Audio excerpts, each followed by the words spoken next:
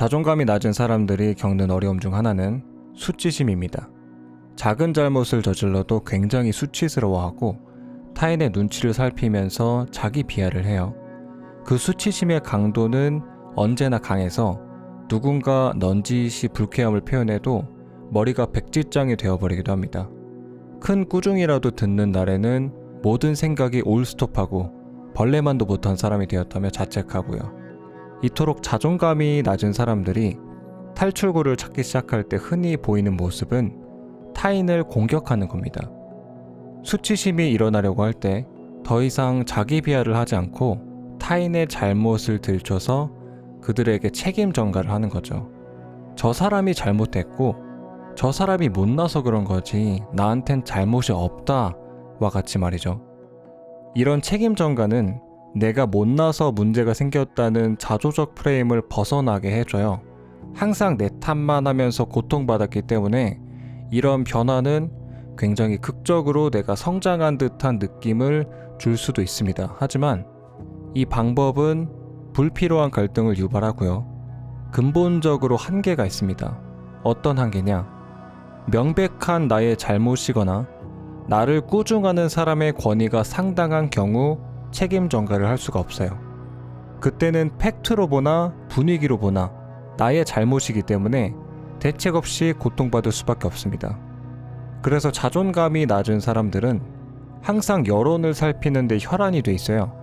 공격을 통해 수치심의 강도를 줄이기 위해서는 공격의 어떤 정당성을 미리 확보해야 하기 때문에 항상 사람들의 반응을 살펴보면서 내가 얼마만큼의 공격을 하는 게 허용될지를 파악합니다. 그러다가 내가 잘못을 저지른 순간 또는 누군가 나를 공격하는 순간 미리 파악해뒀던 범위 내에서 공격을 시작하죠. 그건 표면적으로 드러날 수도 있고 내적인 형태로 드러나지 않을 수도 있습니다. 어쨌거나 수치심으로부터 나를 방어하기 위해 액션을 취한다는 것은 같아요. 하지만 이런 소모적이고 공격적인 대응은 결과적으로 자존감을 더욱 낮추는 상황을 초래합니다.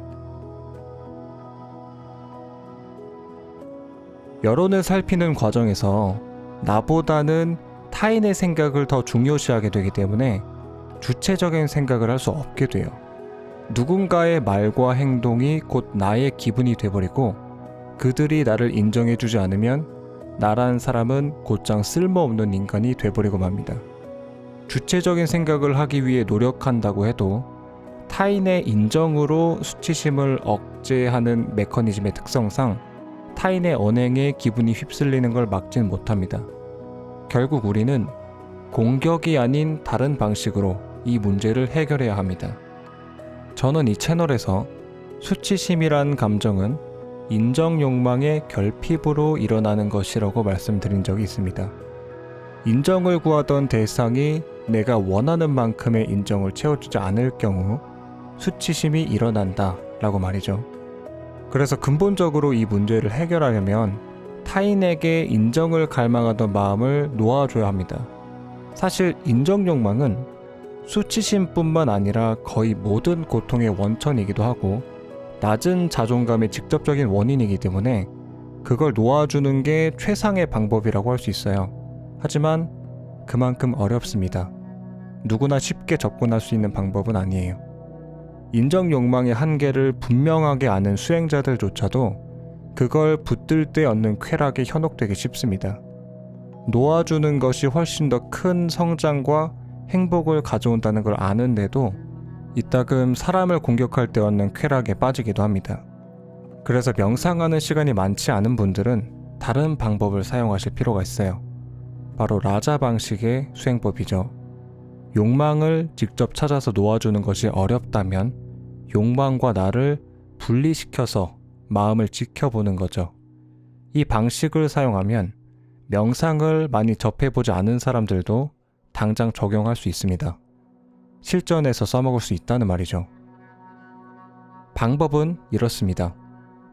누군가의 언행으로 내 기분이 다운되려고 하면 곧바로 마음과 나를 분리시키는 겁니다. 처음에는 감정을 먼저 분리시켜요. 수치심, 불안함, 우울함 등의 감정이 일어날 때 그걸 나한테서 떨어뜨리는 겁니다. 이건 간단한 질문을 되뇌이는 것으로 쉽게 할 수 있어요. 나는 이 감정을 느끼고 있는 사람인가? 아니면 이 감정을 느끼는 사람을 지켜보고 있는 존재인가? 이렇게 하면 감정과의 거리가 생기면서 약간의 고요함을 느낄 수 있어요. 하지만 마음은 그렇게 호락호락하지 않습니다.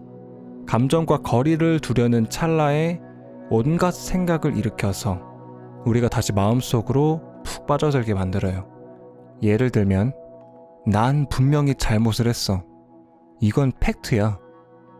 감정을 지켜본다 한들 내가 문제나 일으키는 한심한 사람이라는 건 변하지 않아. 저 사람들은 이미 날 싫어해. 이런 생각들 말이죠. 마음은 대응을 빌미로 이런 생각들을 우리가 꽉 붙들게 만듭니다. 그래서 우리는 감정을 분리시킨 다음에 곧장 생각도 분리시켜야 돼요.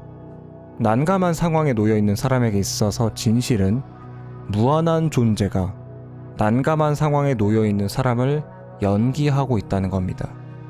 문제를 저질렀다는 팩트를 사유하는 사람은 내가 아니에요.